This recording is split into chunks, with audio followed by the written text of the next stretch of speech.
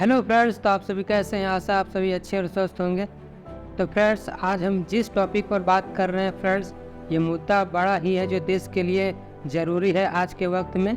और हम कह सकते हैं कि जो हमारा दौर में देश में चल रहा है, यह है जो एक बहुत ही संवेदनशील और विचारणीय स्थिति है कि आज़ादी के इतना वर्ष के बावजूद भी कि कितना सारा देश है जो हमारा साथ ही है जो आज़ाद हुआ, आसपास में आज़ाद हुआ और वह जो डेवलप्ड कंट्री के लिस्ट में जो शामिल हो चुका है। और क्या रीज़न है कि आज हमारा देश है जो अभी तक विकासशील देशों के लिस्ट में है जो है और अभी भी है जो विकसित होने के लिए है जो काम कर रहा है तेज़ी से।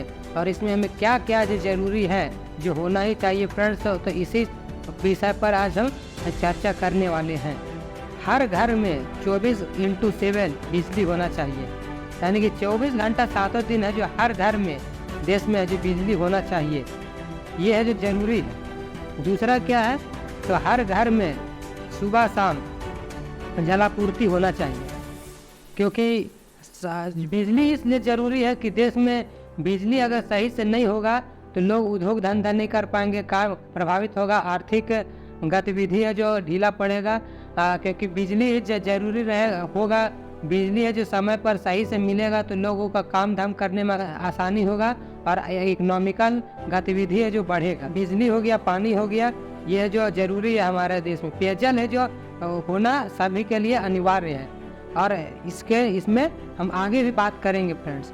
तो तीसरा है कृषि उत्पाद व्यवस्था, मतलब कि लोगों को कृषि करने में कोई तरह का कठिनाई ना हो, ये चीज़ है जो सरकार को भी इसमें ध्यान देना चाहिए और जो पब्लिक भी इस ओर आगे होना चाहिए। क्योंकि कृषि और बागवानी ये है जो लोगों के डेवलपमेंट के लिए, समृद्धि के लिए बहुत ही ज़रूरी है। क्योंकि बागवानी और कृषि सही से होगा तभी है जो लोगों का आर्थिक विकास भी होगा, किसानी में और पैदावार अधिक होगा, तो पैदावार अधिक होने के वजह से खाद्य सामग्री है जो घटेगा, महंगाई घटेगा। तो महंगाई कैसे घटेगा, क्योंकि अगर खरीदने वाला अधिक होगा, सामान कम होगा, तो फिर महंगाई ऑटोमेटिक बढ़ेगा ही।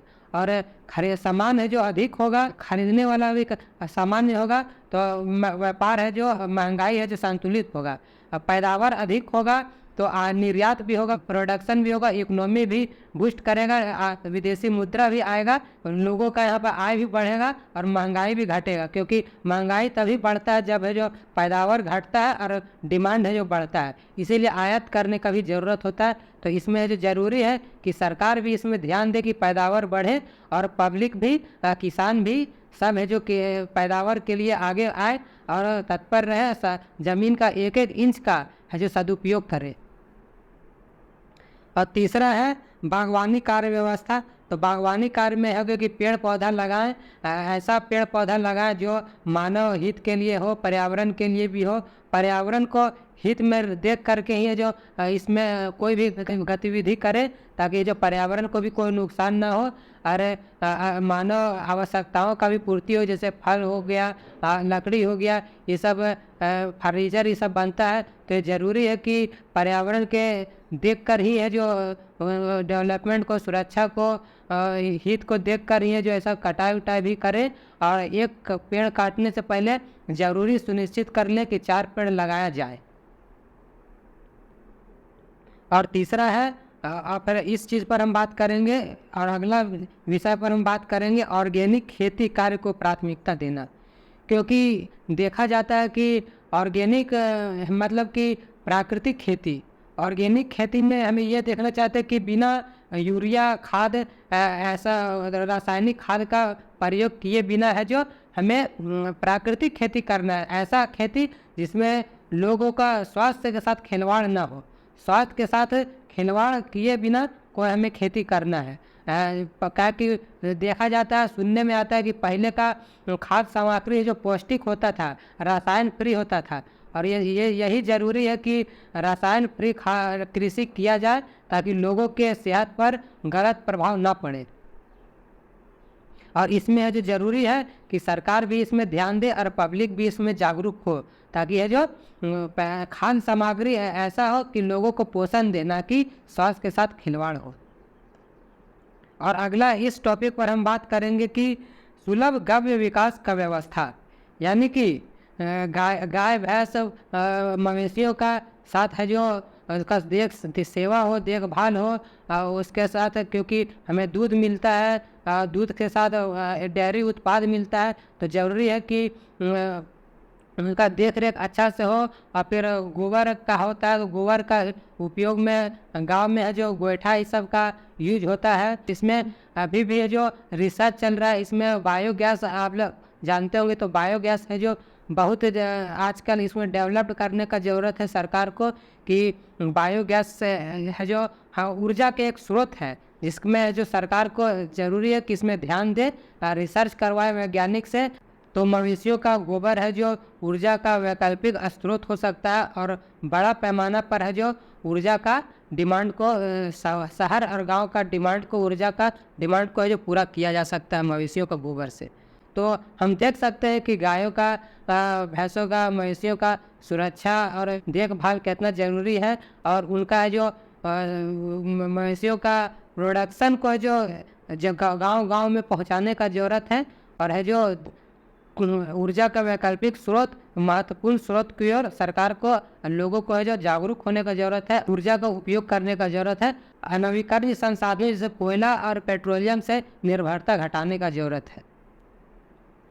और अगला टॉपिक पर हम बात करेंगे कि गव्य नस्ल में सुधार एवं स्थिति में सुधार, क्योंकि हम प्रोडक्शन लेते हैं, दूध ये सब, गोबर ये सब हमारे कितना उपयोग है, तो ये ज़रूरी है कि हम उनका देखभाल करें, सरकार की ओर से भी देखभाल हो और पब्लिक की ओर से भी देखभाल हो, और सेवा भाव से उनका कार्य करना चाहिए, देखभाल करना चाहिए, जितना हो सके सब अपना अपना योगदान दे, तभी है जो ज़रूरी होगा, ना कि सरकार पब्लिक माथा टीका फोड़े और ना ही पब्लिक सरकार पर टीका फोड़े, बल्कि सबको अपना अपना जिम्मेवारी समझे, तभी है जो गाय भैंस मवेशियों का देखभाल, प्रकृति का सुरक्षा बढ़िया से हो सकता है फ्रेंड्स। तो अगला टॉपिक पर हम बात करेंगे सुलभ व्यापार का व्यवस्था करना। तो सुलभ व्यापार का व्यवस्था होगा, क्योंकि उद्योग होता है, वो प्रोडक्शन होता है, तो ज़रूरी है कि इसका वितरण भी जो व्यापार के थ्रू होता है। तो व्यापार के लिए ज़रूरी है कि सरकार भी और पब्लिक दोनों का सामंजस्य और वार्तालाप जरूरी है, ताकि वार्तालाप होगा तभी है जो सरकार से और पब्लिक से ये होगा कि क्या समस्या आ रहा है, क्या दिक्कत हो रहा है, तभी है जो व्यापार में जो डेवलपमेंट में कोई रुकावट है तो इसमें बात होगा, तभी है जो इसमें पहल होगा और प्रयास होगा, तभी है जो व्यापार में भी सुधार होगा और लोगों को सस्ता और आसानी से खाद्य सामग्री और लोगों का उपयोगी सामान आसानी से लोगों के तक पहुंच सकता है। तो अगला टॉपिक पर हम बात करेंगे सुलभ अन्वेषण का व्यवस्था करना। कोई भी प्रोडक्शन और डेवलपमेंट होता है, जैसे कि मोटरसाइकिल हुआ, बाइक हुआ, इसमें सुधार होता है तो इसमें अपग्रेड होता है, तो अन्वेषण के वजह से ही होता है। कोई भी नया नया मोटर गाड़ी ये सब निकलता है, बड़ा बड़ा प्लेन ये सब कुछ भी निकलता है, उसमें अपग्रेड होता है, तो इसमें अन्वेषण के वजह से ही होता है। उसमें शोध रिसर्च होता है, तभी ये जो सुधार होके जो डेवलप होता है और ये नया नया मॉडल निकलता है और लोगों को है जो अच्छा तकनीक उपलब्ध होता है और लोगों का दिनचर्या में सुधार होता है। तो ये ज़रूरी है कि सरकार इस पर भी ध्यान दे, ताकि है जो लोगों को आसानी से यूनिक डेवलप्ड चीज़ मिल सके और अन्वेषण होगा तो लोगों को है जो सही से जीवन में सुधार होगा।